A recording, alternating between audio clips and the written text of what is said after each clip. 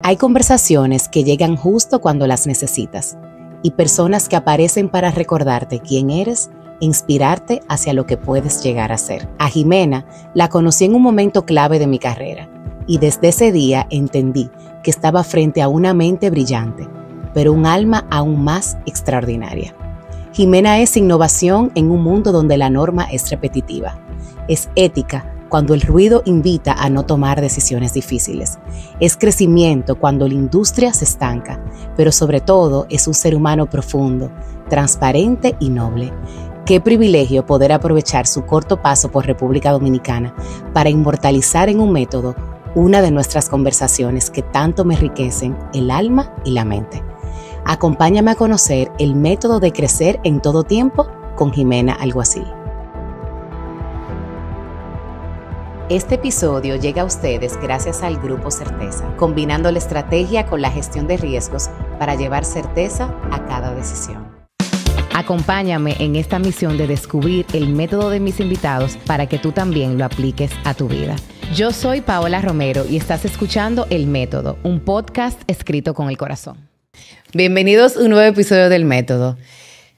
Yo no sé ni siquiera cómo empezar a presentar a esta invitada, porque es alguien que admiro mucho profesionalmente y una persona que admiro mucho como persona. Bienvenida, Jimena. Gracias, Pao. Muchísimas gracias. Tengo una emoción enorme. Te sigo hace muchos años. He escuchado todo lo que han publicado y la verdad que me siento muy honrada de formar parte. Ay, Dios mío. El honor es todo mío, pero me que te honran las palabras de que tú también sigues el método, porque sí, definitivamente que contigo se pueden sacar tantos métodos y tantos episodios. Si hubiésemos tenido una cámara el día que nos juntamos en Madrid, que duramos como 7 horas ahí hablando, conversando, comiendo, bebiendo, de verdad que hubiéramos sacado por lo menos, para que sepa, como 7 o 8 episodios de ahí. Jimena, yo te admiro mucho profesionalmente, como te dije, y eres una mujer que ha revolucionado tu sector, el mundo del compliance. Como emprendedora, eres una consultora internacional. Yo creo que ninguna persona que trabaje en el mundo del compliance no conoce tu nombre. Todos sabemos quién es Jimena Alguacil. Pero el corte, más que nada del método, es más personal que profesional. De hecho, yo creo que tú eres la primera persona digamos que del mundo del compliance que yo siento en esa silla. Y te lo digo no solamente por lo mucho que te admiro y sigo tu trabajo y que me identifico contigo como emprendedora, sino por el hecho de que tú tienes una calidad humana tan extraordinaria que, imagínate, para mí supera muchísimo lo que has logrado como persona.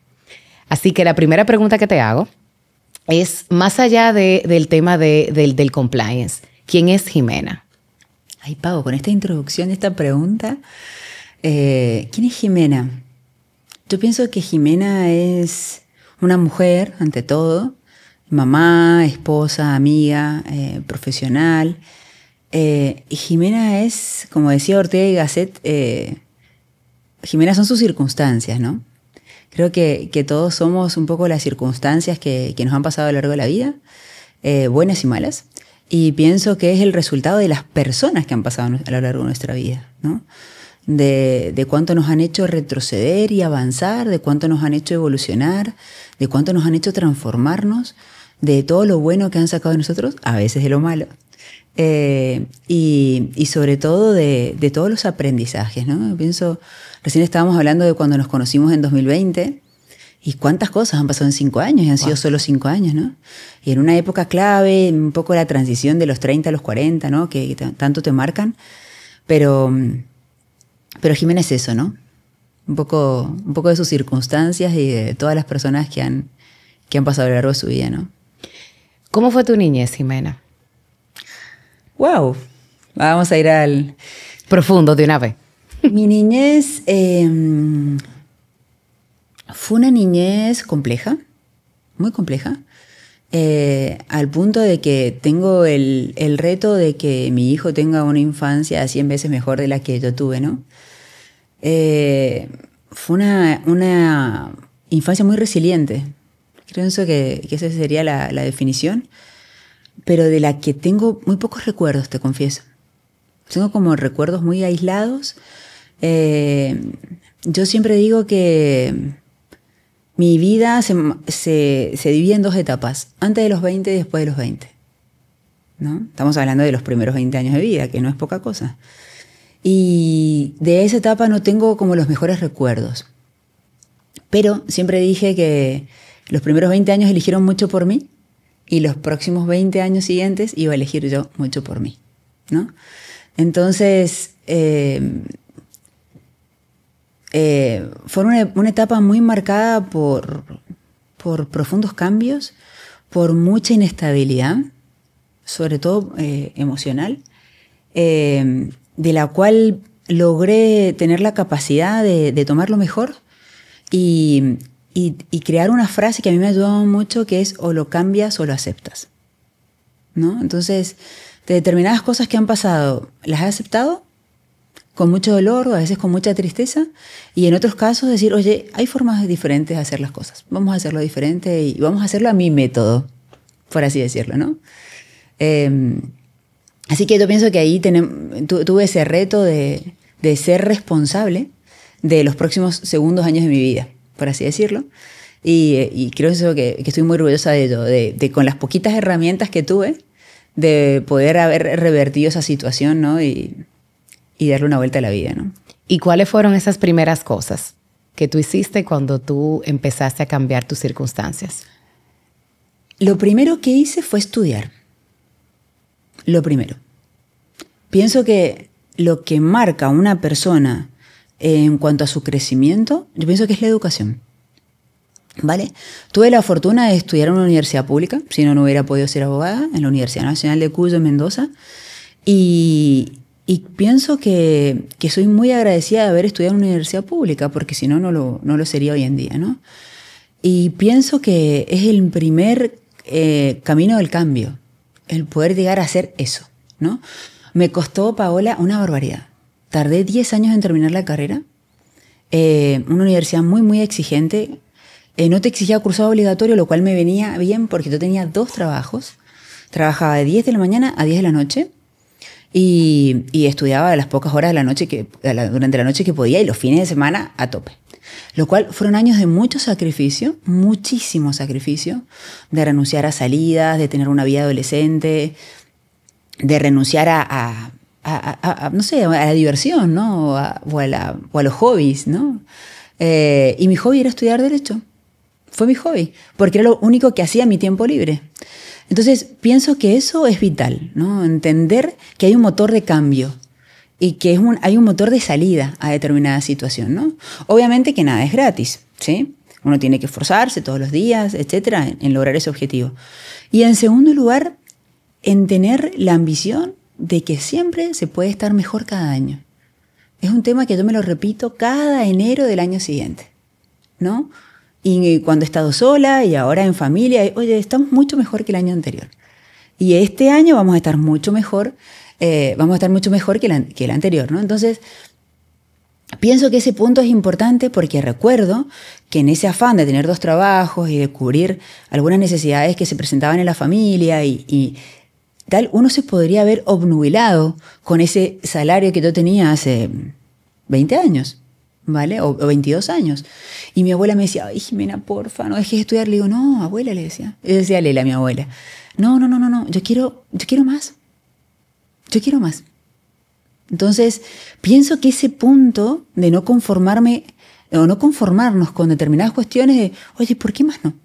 Si las cosas se van dando, si yo tengo la capacidad para hacerlo, si me sacrifico, si tengo esta energía, ojo, cuidado con la energía, ¿eh? Tengo la energía para hacerlo, ¿por qué no más? Entonces, pienso que ese motor entre la capacidad de estudio y la capacidad de mejora, y luego tener un soporte, ¿no? Eso, uno nunca logra las cosas solas, es una realidad. El hecho de haber tenido los abuelos que tuve, las amigas que tuve, pienso que han sido vitales, ¿no? En cuanto a al sostén y a la contención emocional, ¿no? Pienso que eso es clave, porque uno colapsa. No somos tan literales, ni somos tan estables, ni somos... No. ¿no? Uno tiene sus momentos de derrumbe, tiene sus momentos de estar allá arriba, allá abajo, como una montaña rusa, ¿no?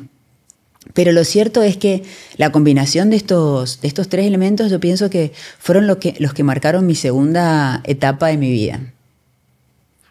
Una pregunta, Jimena. Tú, en el mundo profesional, tú has trabajado con grandes empresas. Sí. O sea, has estado en escenarios muy importantes en tu sector. Has trabajado con grandes empresas como Uber y empresas que tienen una presencia internacional.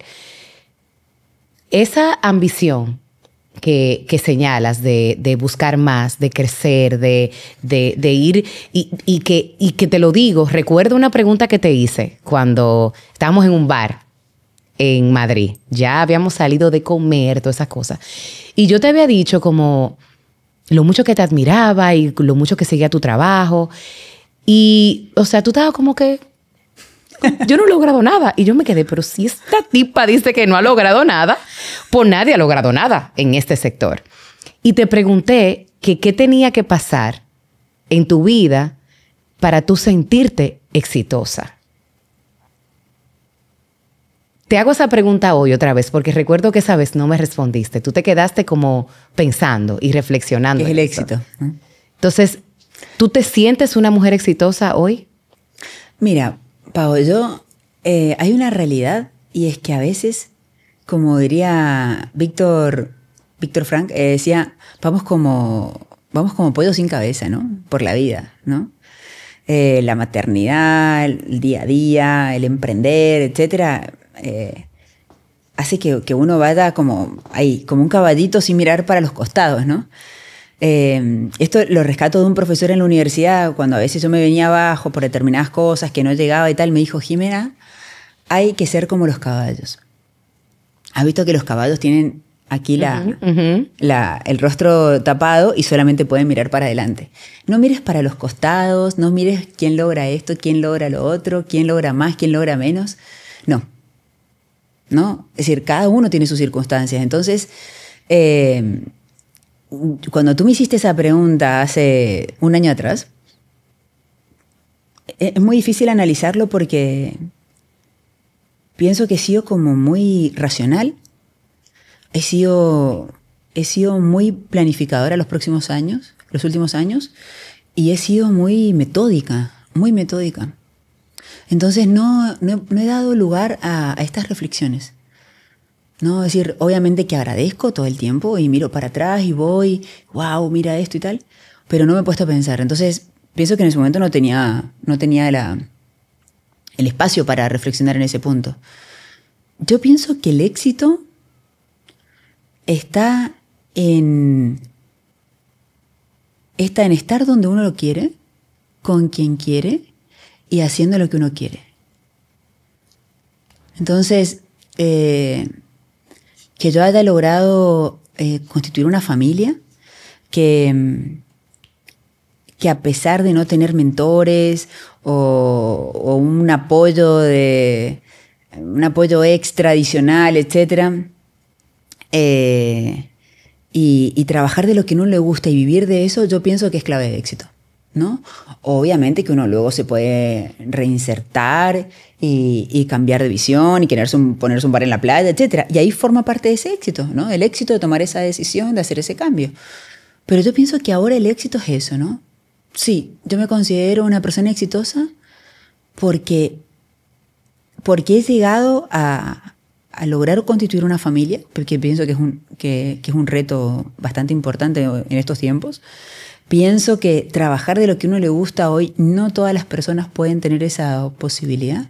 Y además vivir de eso, ¿no? Entonces, sí.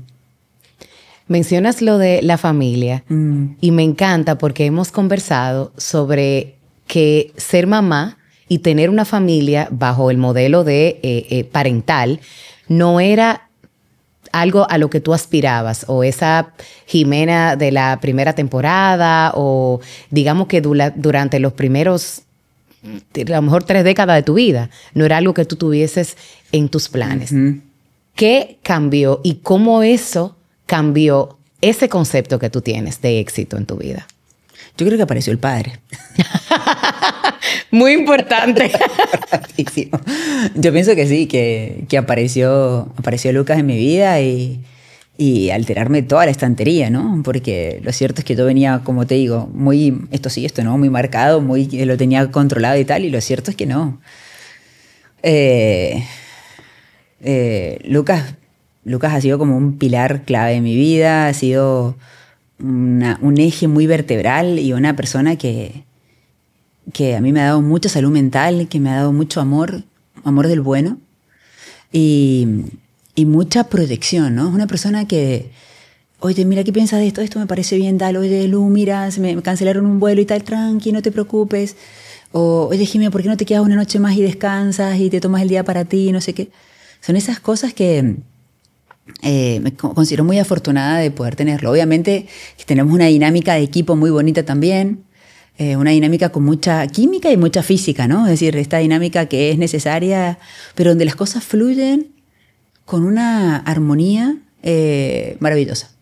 Obviamente que tenemos discusiones y pienso que debates y diferencias como de cualquier dos seres humanos, ¿no? Lógico. Pero esa empatía tan importante de, oye, ¿qué necesitas tú y qué necesito yo? ¿Y cómo logramos congeniar esto para que las cosas fluyan? Y que esto nos potencie como matrimonio. Y además, que eso confluya en el crecimiento de un niño de 4 años, me parece un éxito tremendo. ¿Qué edad tú tenías cuando lo conociste? Yo tenía, bueno, es un poco confusa, porque yo tenía 5 años cuando lo conocí. Éramos vecinos del barrio, exacto, éramos porque vecinos del barrio. Esta es una ciudadana del mundo, porque ella nació en Argentina, vivió en España, vivió en México. Ahora. ¿Dónde viviste más? Bueno, no, nos movemos bastante. Bueno, sí, pero yo sé que tú estás que me voy a durar 2 o 3 meses aquí, 2 o 3 meses allá. Mujer ciudadana del mundo. Entonces se conocieron a los 5 años en Argentina. A los 5 años éramos vecinos del barrio y nos volvimos a encontrar con 25. Y al cabo de un tiempo, bueno, por las cosas de la vida, él se va a vivir a México, yo me voy a vivir a España. Cada uno hace su vida. Yo incluso estuve casada 6 años con otra persona. Y al cabo de unos meses ya de divorciada nos encontramos, pero él tenía entre sus planes irse a vivir a Nueva Zelanda, un año. Y a mí me venía espectacular, ¿no? Porque después del divorcio yo necesitaba un poco regenerarme, pasar tiempo sola y tal, como que pensar en otra relación, ¿no? Pero lo cierto es que la distancia fue determinante y en una llamada me dice, Jimena, ¿te parece que lo intentemos de vivir juntos y tal, tener algo juntos y tal, que esto y otro? Y al cabo de 3 meses, nuestro primer día juntos fue conviviendo con 35 años, ¿vale? Este punto me parece importante resaltarlo porque nos cruzamos 4 pueblos, como se dice. Saltamos 6 etapas más o menos de la relación. Sí, más o menos. Pero nuestro primer día como decimos aquí. Nuestro primer día fue haciendo el espacio en mi armario. Y la verdad que desde entonces nunca más nos separamos. ¿Y qué lo sostiene a ustedes? Porque, o sea, me gusta el hecho también de la edad, porque creo que a los 35 años es una edad donde ya tú estás madura, ya tú sabes lo que quieres, tú estás encaminada, incluso ¿en qué punto tú estabas de tu carrera? ¿Ya tú tenías tu empresa? No, yo trabajaba en relación de dependencia en ese momento y el hecho de emprender surge cuando Lucas me plantea, oye, tenemos que ser papás. Entonces, lo primero que digo, ¿en qué momento? ¿No? Yo trabajaba 14 horas al día en un bufete de abogados en Barcelona y viajaba muchísimo en ese momento, tanto en España como por Europa. Y era como, ¿en qué momento? Este niño, ¿cuántas horas va a pasar en la escuela? No sé qué, esto, que lo otro, y tal. Producto de eso y producto de un exceso de energía que yo siempre he tenido y que en algunas relaciones de dependencia laboral no se veía con buenos ojos, no porque tuviera un afán de escalar más allá de lo que correspondía, sino que es cierto que he hecho los trabajos muy rápido y siempre me aburría, ¿no? Entonces yo, bueno, ¿qué más podemos hacer? ¿Y qué más podemos hacer? Bueno, a veces eso no caía bien. Es una realidad. Pero yo pienso que esto está, Pau, relacionado con el hecho de haber tenido 2 trabajos, más la universidad y todo, me hizo, como te digo, muy metódica, ¿no? de aprovechar el tiempo. Y eso lo he trasladado, ese método, luego lo he trasladado a mis relaciones laborales, ¿no? Es decir, y lo cierto es que dije, oye, me he picado el bichito de emprender. Se unen estos 2 factores, que es una muy buena oportunidad para empezar a crear un proyecto familiar que me permita tener más tiempo y que empecemos una planificación a largo plazo, acá la reina de la planificación, que nos permita conseguir este objetivo de ser padres, ¿no? Y así fue como se dieron ambas cosas, ¿no? La decisión de formar una familia y el hecho de constituir una empresa siendo extranjera en el extranjero, ¿no? Porque crear TOT hace 7 años atrás, en el 2018, siendo extranjera, siendo latina y trabajando con clientes de diferentes países fue un reto. Fue un reto. Zona horaria también. Zonas horarias y un perfil jurídico. Pau, un perfil jurídico. A mí nadie me formó en emprender, en liderar, en llevar finanzas, en llevar a cabo una gestión comercial y a la vez consultoría. Es decir, esta simbiosis que necesita el emprendedor o la emprendedora hace que tengas que encontrar herramientas para llevar adelante ese trabajo. Es una realidad. Y lo cierto es que al final, como dice mi marido, nada fue al azar, todo fue muy organizado, porque también es cierto que estábamos solos en otro país.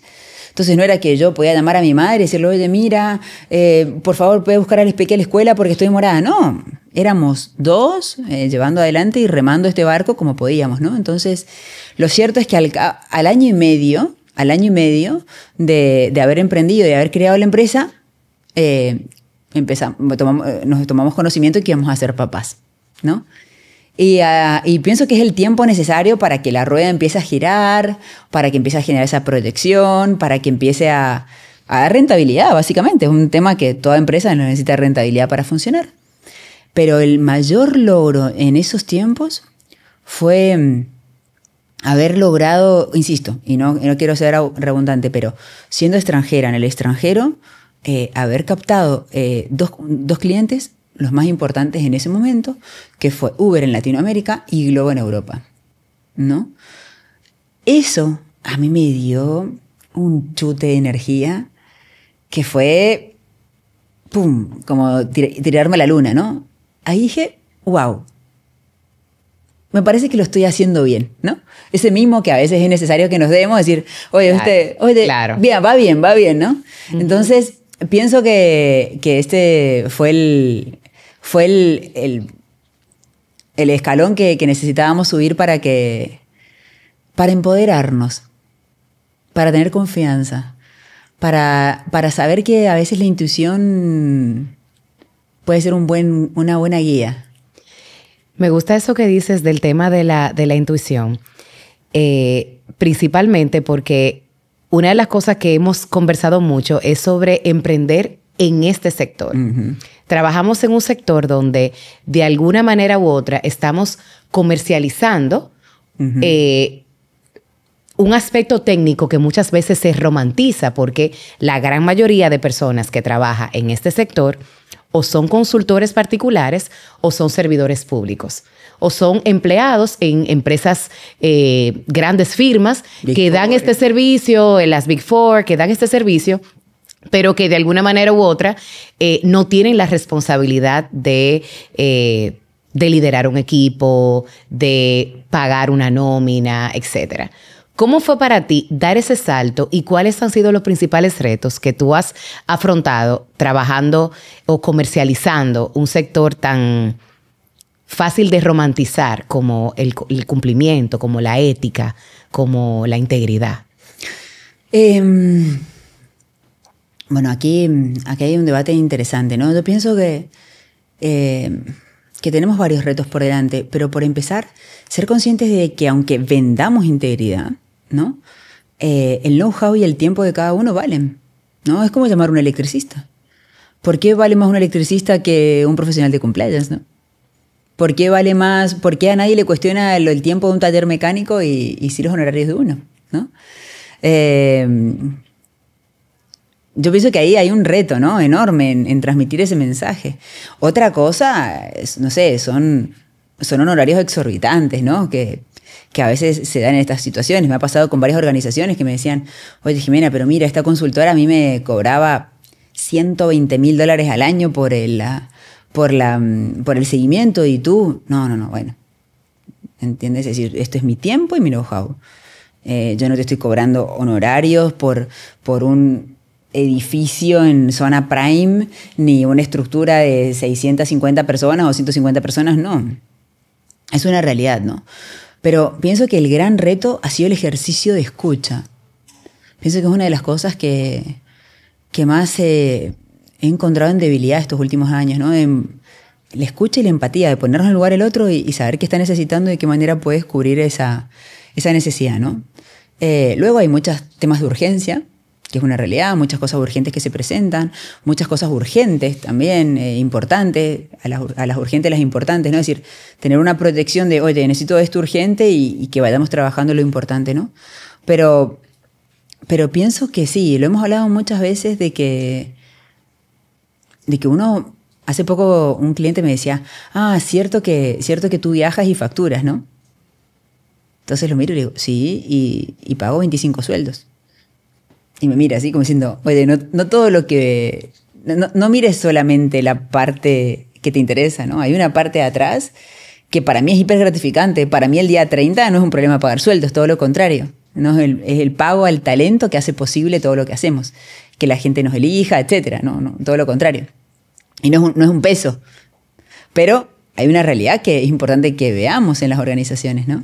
Entonces, pienso que el reto está en tener la capacidad de pensar cómo lograr crecer todo el tiempo. Todo el tiempo. Cómo lograr crecer, cómo lograr innovar, cómo lograr diferenciarnos. Pienso que ahí está el gran reto que tenemos por delante las consultoras que nos dedicamos a temas de compliance, ¿no? Y justamente ayer hablaba con un colega del área, con Roberto Mella, hablaba de que el principal reto cuando tienes que dar una capacitación que es regulatoria, todos los años tenemos que ver prevención de lavado de activos. La ley no ha cambiado, la norma tampoco. No hay ninguna novedad en cuanto al tema. Hay que aprender a ser creativos, a innovar. Y hablando de capacitación, una de las cosas que más admiro de lo que haces con Todd, que es tu academia, es cómo tú has logrado integrar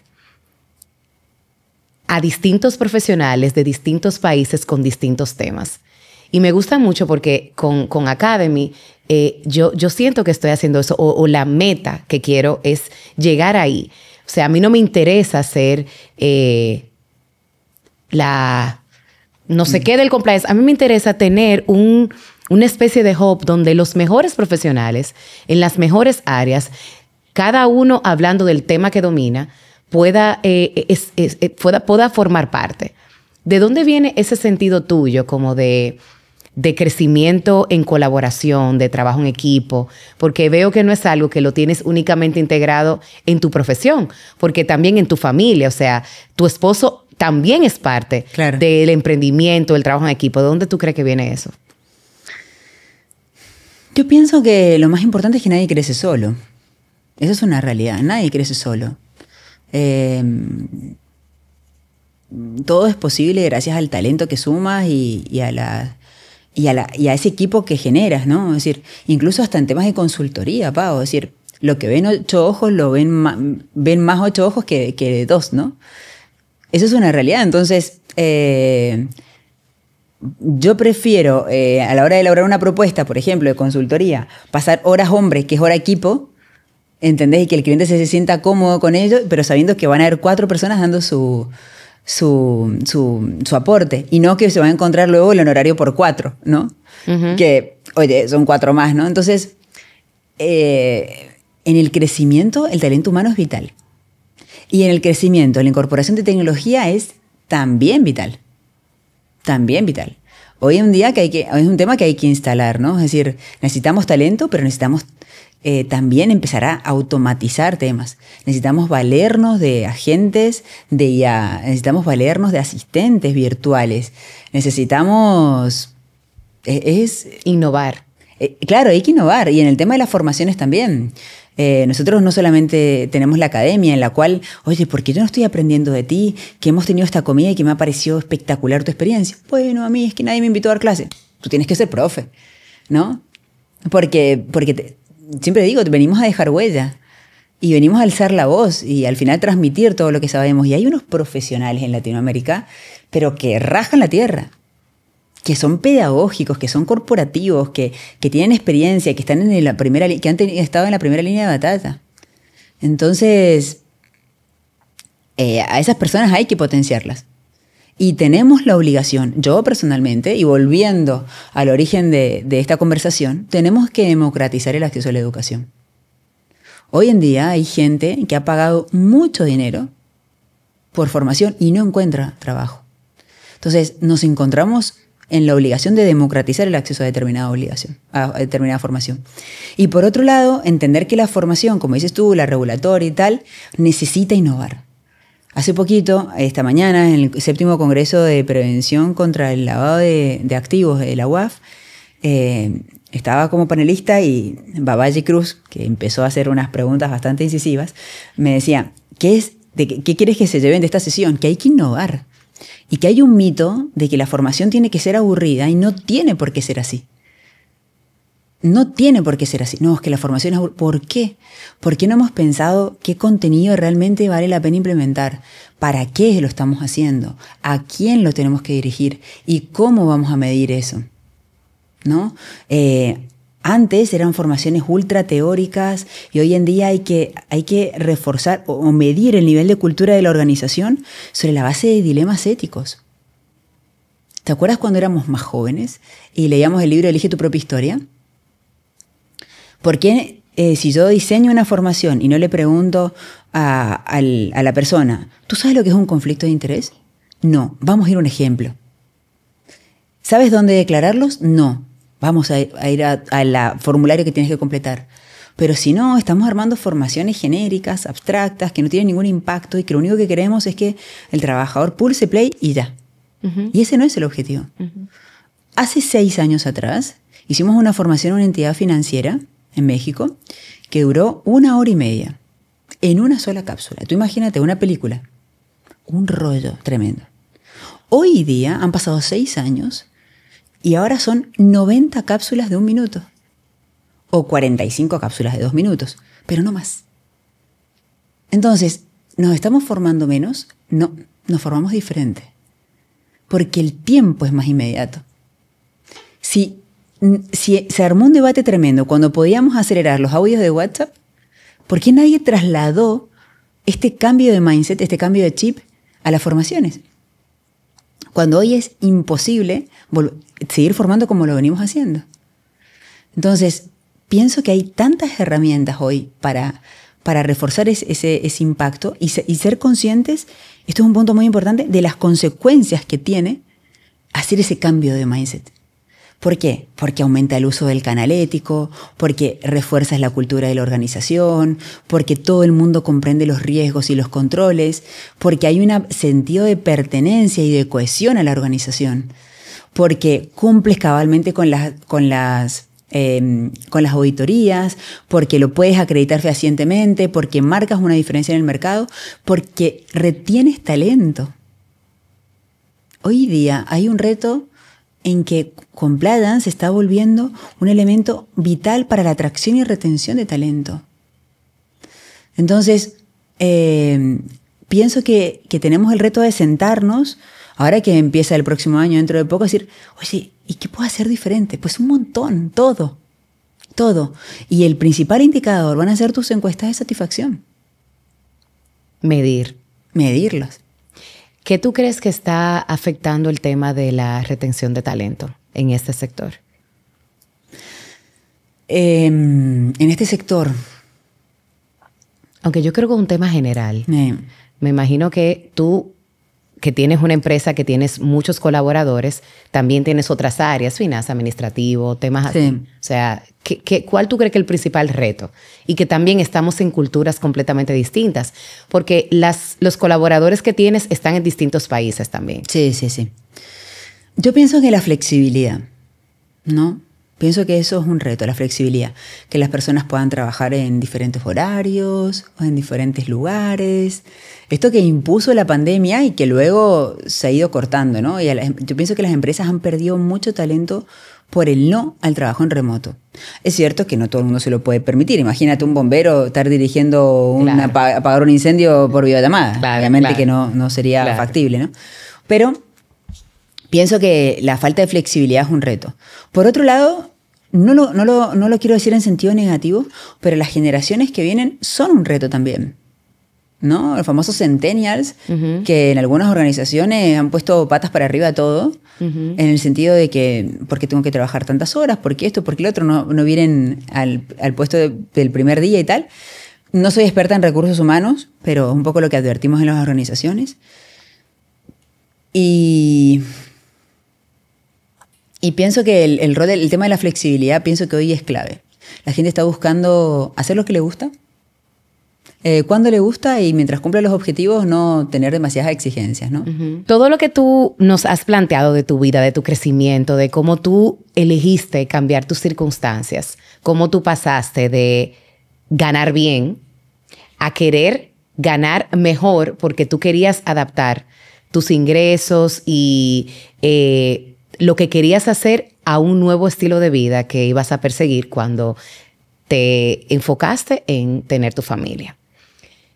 Parecería y que eres una mujer muy valiente, pero ¿tú alguna vez has tenido miedo? ¿Y a qué tú le has tenido miedo? Sí, claro que tengo miedos. Por supuesto que sí. Pienso que un tema que me marcó mucho fue la maternidad. Si bien Dante ha adquirido el carácter de la madre, me estoy preparando para ese reto. Obviamente que el miedo a perderlo, a perder algo, es un reto, ¿no? El miedo a perder algo, ¿no? Es un reto que uno tiene que trabajar al día a día, ¿no? Es cierto que con la maternidad empecé a tener miedo a las alturas y esas cosas que nos pasan a nivel hormonal, no lo sé, antes me tiraba de cualquier sitio, ahora ya no. Pero he sido una persona muy valiente. Siempre he pensado que hay que hacerlo en esta vida. Siempre he pensado que hacerlo en esta vida. Y el miedo lo he reemplazado por la fe. Yo pienso que el miedo hay que reemplazarlo por la fe. Pienso que lo peor que puedes transmitir es miedo. Me he esforzado mucho en que mi hijo sea una persona que no siente miedo, que no sienta miedo jamás, porque tenga fe en él, porque tenga fe en que sus papás pueden ayudarlo en algún momento, independientemente que procuramos que sea un niño que se pueda defender solo también, porque es una realidad.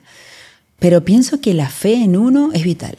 Si uno empieza las cosas con miedo, el miedo es tremendo, el miedo te paraliza, el miedo no te deja crecer, el miedo... No, miedo no.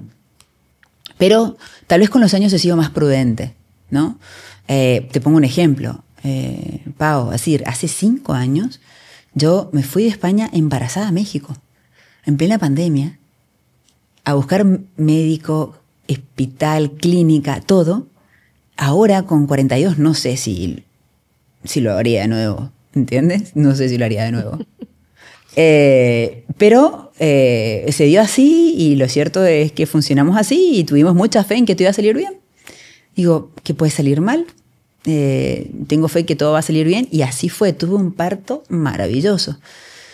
Pero sí que soy prudente, soy muy cerebral, pienso en las decisiones que tomo, no mucho, pero las pienso, las analizo, pienso en los pros y los contras y tal, y me tiro. Y si en ese tirarte algo sale mal, ¿por qué tenías que aprender de eso? ¿He fracasado? Obvio, por supuesto. ¿Me he bajado de proyectos a mitad de camino porque no me hacían bien? También. Y pienso que está bueno instalar este tema. No todo a veces es un fin, ¿no? Y a veces hay que disfrutar de ese camino y entender que hay un medio para. ¿Y cómo quiero que sea ese medio? Algo que veo en tu vida es que tú eres muy fiel a ti misma. A ti misma. ¿Cuándo tú tomaste esa decisión de empezar a cuidarte de la manera en que tú te cuidas?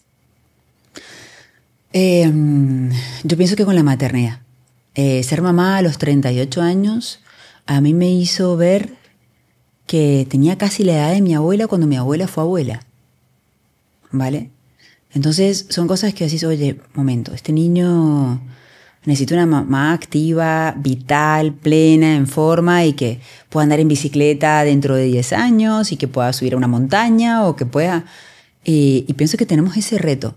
He hablado con otras amigas que me miran así como diciendo, ay, Jimena, no pienses así. Pero en este afán de planificar, yo pienso que el hecho de no tener una contención familiar desde que fallecieron mis abuelos, a mí me hace todo el tiempo planificar, pensar un plan B y ser muy solitaria en ese punto, ahora en pareja y en familia, ¿no? Pero no he tenido en mi vida muchas personas a quien recurrir, ¿no? Entonces, en ese hecho de no recurrir, mi hijo necesita una persona vital, ¿no? Entonces, pienso que es clave comer bien, dormir bien, hacer deporte, en la medida en que uno puede, porque realmente a veces muchos viajes te rompen mucho la rutina, ¿eh?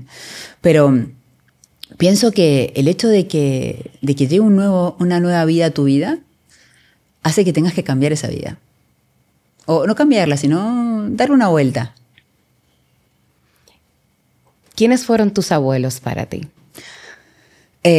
Bueno, me haces esta pregunta en un momento muy complejo porque justo ayer se cumplió 5 años del fallecimiento de mi abuela y lo fueron todo, la verdad que todo. Mis abuelos fueron unas personas que a mí me recogieron en un momento muy difícil de mi vida.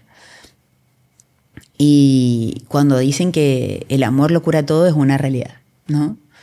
Mi abuela era maestra rural, mi abuelo panadero, entonces no eran unas personas que fueran a darte cosas materiales, ¿no? Todo lo contrario. Pero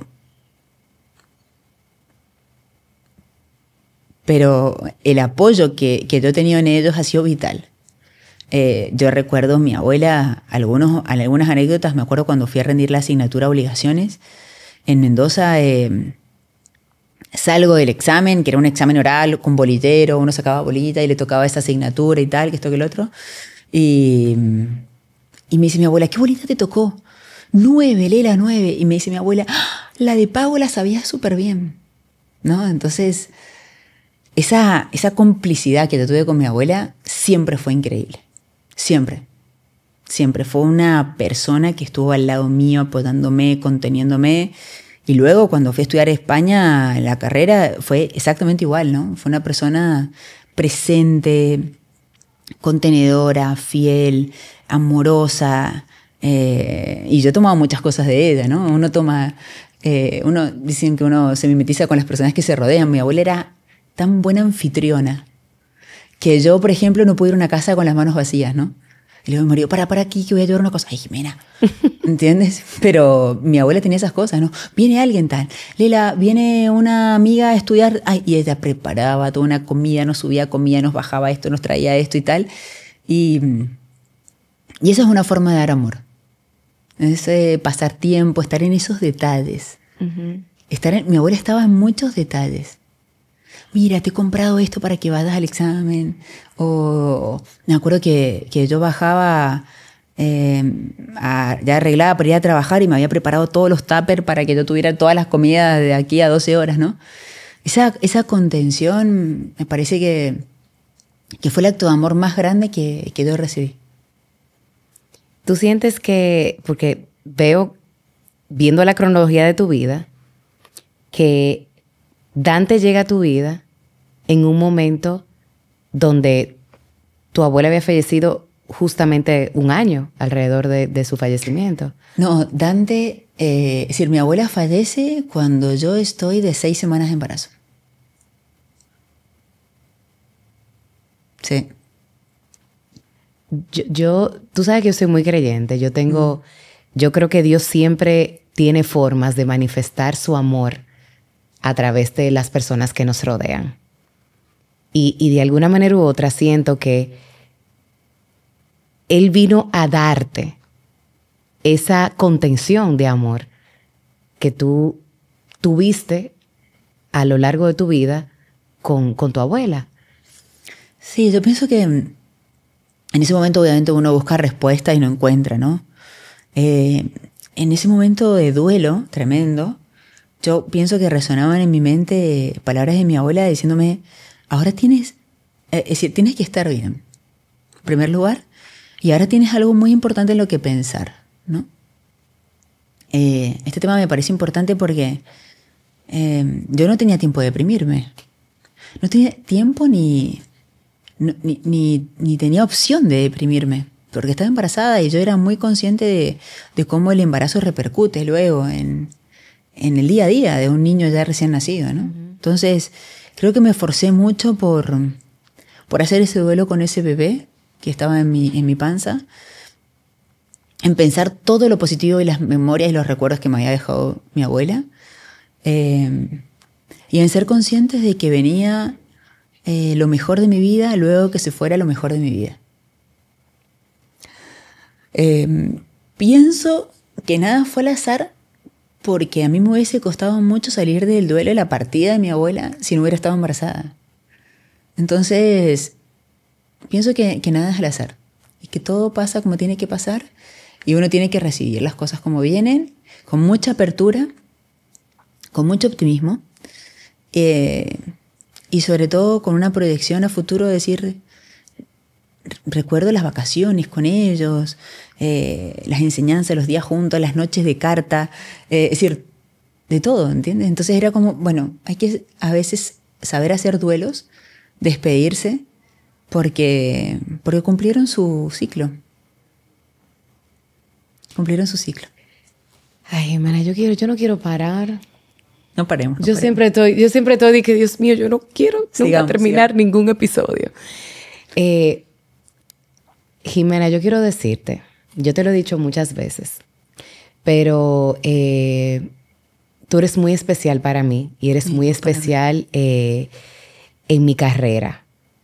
Porque ese primer acercamiento que tuvimos, que fue para Compliance Sin Fronteras, aparte de honrarme mucho la invitación a formar parte de esa obra, llega en un momento de mi vida donde yo di el salto profesional de pasar de ser empleada a tener mi firma. Recuerdo que cuando ya yo te había enviado el capítulo del libro, tuvimos que cambiar el cargo. Entonces yo decía, pero es que yo todavía no tengo el nombre específicamente de cómo que se va a llamar. No pasa nada. Yo recuerdo que tu apoyo, tu comprensión, la manera en que tú no solamente me apoyaste y me entendiste, sino como a lo largo de tu carrera tú has podido inspirar a muchas personas como tú me has inspirado a mí.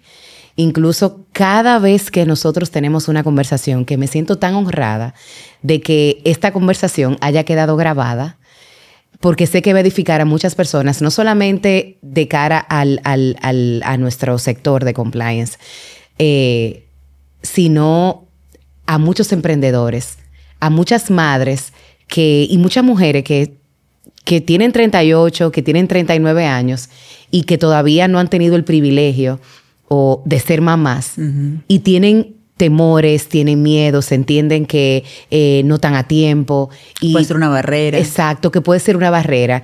Y tú eres una mujer que has demostrado que con enfoque, con fe, con determinación, con responsabilizarnos de nuestra propia vida, porque en nuestras conversaciones en la intimidad conozco ese trasfondo familiar de esos primeros 20 años y tus circunstancias, o sea, tus resultados de tu vida no son, o sea, si tú en la fórmula de la vida, tus circunstancias hubiesen sido muy distintas si tú no hubieses elegido cambiar el rumbo de tu vida, responsabilizarte, enfocarte, mantener la disciplina y la fe en ti misma. Me gusta como tú dices que o sea, cuando tú te caes, tú te levantas con mucha facilidad.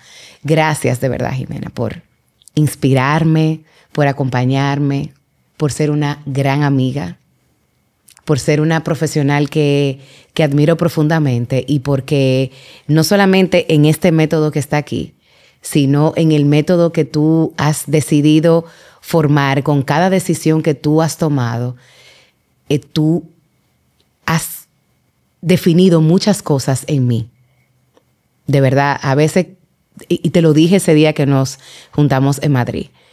O sea, yo dije, no, pero si tú, Jimena Alguacil, que eres una autoridad en este tema, tú no te sientes exitosa, pues yo debería decir ahora mismo, yo voy a dedicarme a otra cosa, porque uno nunca va a llegar a ser exitoso. Así que te quiero mucho. Y gracias. Gracias, de verdad. Me has hecho emocionar. Gracias. Gracias por este espacio, gracias por todo el tiempo alimentar esta amistad. Gracias por estar siempre, porque nunca hemos perdido la comunicación y siempre nos hemos reforzado mucho y siempre estamos siguiéndonos y manteniendo el contacto, pero pienso que la vida es un reto y es muy bonito seguir este reto con personas como vos, Pau. En serio, es maravilloso. Tan bello. Ojalá haya más personas como vos en este mundo. Ojalá. Yo te admiro profundamente. Ojalá algún día tengamos que hacer el método de Paola. Bueno, una vez lo hicimos, tenemos que hacer otro. Yo quiero hacer esas preguntas. Pero yo pienso que lo más bonito es rodearnos de personas como vos, de personas auténticas, sinceras, honestas, nobles, líderes, visionarias. Yo pienso que uno se mimetiza, como dije hace un momento, de las personas con las que se rodea. Entonces es clave generar estos espacios, estas reflexiones que a veces, como digo, en el día a día no son tan fáciles, pero es necesario parar un momento, pensar y reflexionar, y cuando es de a dos es mucho mejor, ¿no? A veces una charla de amigas puede solucionar años de terapia. Eso es una realidad. Años de terapia. No quiero quitarle mérito a los psicólogos, ni mucho menos, para nada. Pero en serio, gracias por este espacio, gracias al equipo por la coordinación, a vos por las preguntas. Me has hecho emocionar desde el minuto uno y es un espacio muy bonito en el que nos mostramos en otra faceta, ¿no? En otro rol que es muy importante, ¿no? Que al final a veces cuesta, pero lo cierto es que es necesario ver ese lado humano de los profesionales que nos dedicamos a esto o a lo que sea, porque son historias de lucha, son historias de sacrificio que nos hacen entender muchas cosas, ¿no? Entonces es muy bonito a veces volver a los orígenes para agradecer, para tener fe y para continuar este maravilloso camino de la vida, ¿no? Y ojalá que este método siga inspirando a muchas personas a poder transitar un camino con resiliencia, con determinación e integridad, como lo has hecho tú. Gracias, Pau. Gracias por acompañarnos. Gracias. Cada método es una invitación a crear mejores estrategias para vivir con certeza. Este episodio llegó a ustedes gracias al Grupo Certeza, generando confianza en cada decisión. Este método con Jimena nos recuerda algo esencial. Crecer es una decisión diaria. Elegir la vida que quieres vivir incluso más allá de tus circunstancias. Buscar cómo mejorar, no solo cómo cumplir. Entender que el éxito se construye con coherencia, propósito y comunidad, porque nadie crece solo. Sentirte sostenido por el amor de quienes te rodean. Dar cariño y dejarte sostener nos hace resilientes. Jimena es un ejemplo de que el miedo se atraviesa con fe. Fe en ti y fe en que todo saldrá bien, en lo profesional y en la vida, porque ¿de qué nos vale ser grandes profesionales si fallamos en lo más elemental, que es ser buenas personas? Este método es una invitación a innovar, aunque parezca que ya todo está escrito. Y así es el método de crecer en todo tiempo. Saber que en la vida los riesgos cambian, pero el propósito mantiene su norte.